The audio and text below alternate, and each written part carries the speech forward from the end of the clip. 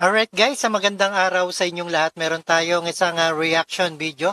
Inanunsyo ng Department of Agriculture ang pagsisimula ng pagbebenta raw ng 20 kada kilo ng bigas. Totoo ba yan? At ito ba ay sa pagbaba ng rate ni PBBM? Kaya ayan, nagbibigay lang ng diskwento na 20 kada kilo ng bigas, inihayag ng Agriculture Francisco Tio Laurel Jr.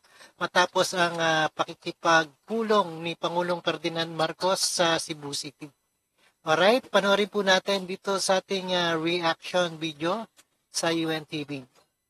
Magandang hapon, Nel, saang lugar at kailan unang mararamdaman itong 20 pesos na kada kilo ng bigas? Yes, Jun, ang pilot implement. Ayan, unang mararamdaman daw sa Cebu, Bisaya, at ito ay malaking pangangailangan ng mga Cebu. Para nga dito sa pagbebenta ng 20 pesos na kilo ng kada kilo ng bigas ay unang ipatutupad dito sa Visayas Region sa susunod na linggo. Ito ang inanunsyo ni Agriculture Secretary Francisco Chu Laurel Jr. matapos ang pakikipagpulong ni Pangulong Ferdinand Marcos Jr. sa 12 Visayas governors sa Cebu Provincial Capital kanina. Ayon kay Secretary Laurel, napili ang Visayas na unang pagbentahan ng murang bigas dahil sa mas maraming nangangailangan sa riyon. Here because mas maraming ang nangangailangan sa mga regions na yun.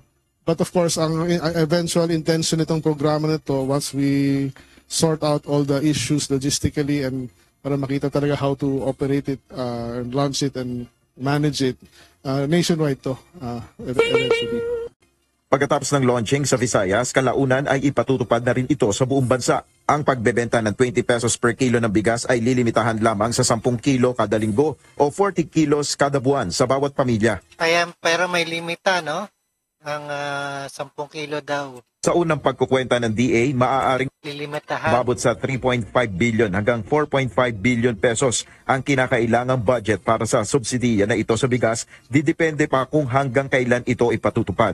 Ayon sa kalihim, nais ng Pangulo na maipatupad ang murang bigas na ito hanggang sa taon 2028. The President has actually given the directive, no? Initially, itong program ng DA was supposed to last for until December. And pwede pang stretch yan hanggang February. But our President has given the directive to the Department of Agriculture to formulate this to be sustainable and ituloy-tuloy hanggang 2028.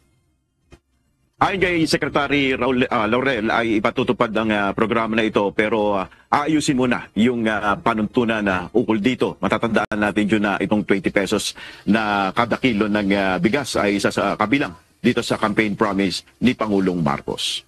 Jun? Nel, anong klaseng bigas ba yan na nagiging programa nga ng pamahalaan ni Pangulong Marcos Jr.? Ito ba ay imported o ito ba ay sa NFA?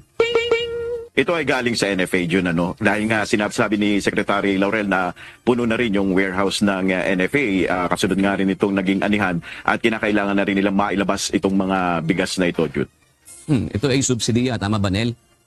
Tama ka dyan, Jun, ano, na subsidiya. Kung halimbawa ni Secretary Laurel na halimbawa sa kasalukuyan ay naibebenta yung NFA rice ng halimbawa ng 33 pesos at kung susumahin kung 20 pesos na lang ibebenta, yung 13 pesos, paghahatian yon ng DA sa pamamagitan ng FTI at ng selected LGU na makikinabang dito sa murang bigas na ito, Jun.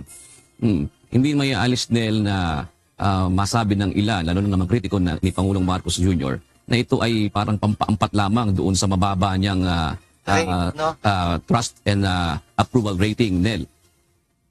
Hindi pa rin kasi natin alam yung naging detalye ng pakikipagpulong ni Pangulong Marcos sa Cebu dahil ito ay last minute advice din dito sa Malacanang press corps yung mga nagko-cover sa kanya. Kaya halos wala pa rin tayong detalye. Malamang bukas kung makapagbibigay ng detalye ang Malacanang ukol ba dito sa mga napag-usapan sa pulong kung ano ba yung naging layunin nitong Ayan, sana tuloy-tuloy ang pagbaba ng bigas at ito ay number 1 na kailangan ng mga Pilipino, no? Pagbebenta o yung namurang bigas sa merkado sa una-unahin dito sa Visayas Region, Jun.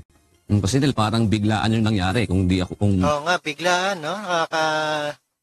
Bakit binaba niya kagad, no? tama yung recording ko doon sa mga programa ng Department of Agriculture. Kung parang biglaan ito ba ay kasama mismo sa programa na babudgetan na manggagaling mismo sa pambansang pondo, Nel?